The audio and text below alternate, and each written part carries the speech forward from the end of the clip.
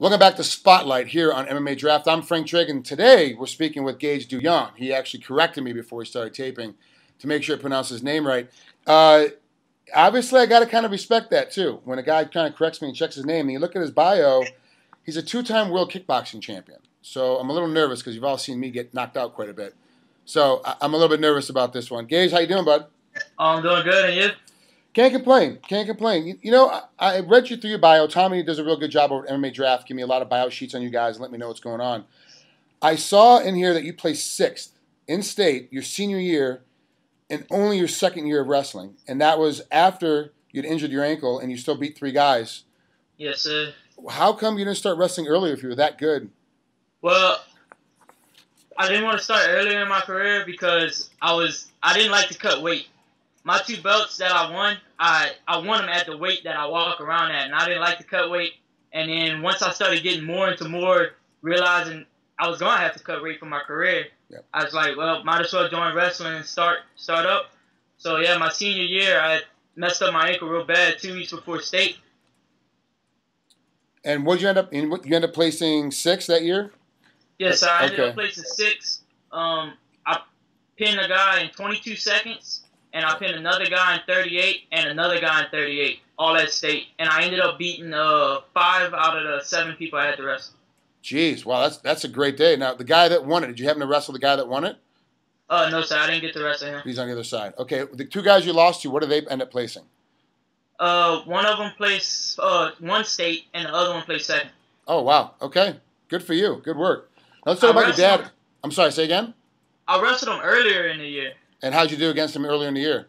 The guy who won state I had pinned in 48 seconds, and the guy who placed 2nd I had pinned in 37 seconds. Jeez, that's incredible. It was too bad he couldn't pull it together during the state championships, but that's amazing, especially after only 2 years of wrestling. Oh, yes. That's a tough sport to pull off. So I want to talk a little bit about your dad. That your dad's is your trainer, and you're surrounded with MMA your whole life. Like you've been around the game the whole time, the whole portion of your life growing up. How come you didn't jump into MMA till later? A lot of guys your age, they started real early and did the whole game of MMA, not just kickboxing, but everything. How come you kind of stuck with kickboxing more than jumping into anything else?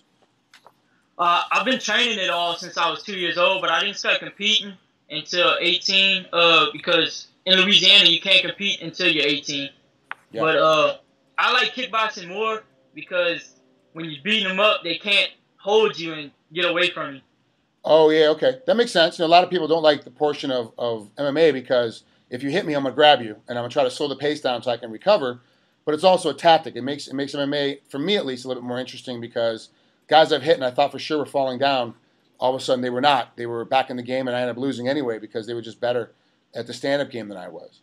Yes, sir. Now, how did you become involved in MMA from a competitor standpoint? Did you finally just make the decision it's time to start competing? Or did you just wake up one day and your dad was like, hey, look, it's time for you to get thrown into it? Oh, no, sir. I've been planning on doing it since I was a kid.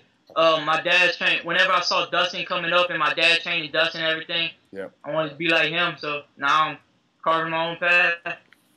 What's your plans going to be for the future? What do you want to do? Do you want to do a little bit of MMA and kickboxing together, or do you just want to jump into MMA full-time and make that your next passion? I'm probably going to jump into MMA full-time. Next, I got to fight October 11th, and then the weekend after that, I'm fighting for another kickboxing belt, and that'll probably be my last kickboxing match. Oh, good. What's your kickboxing record right now?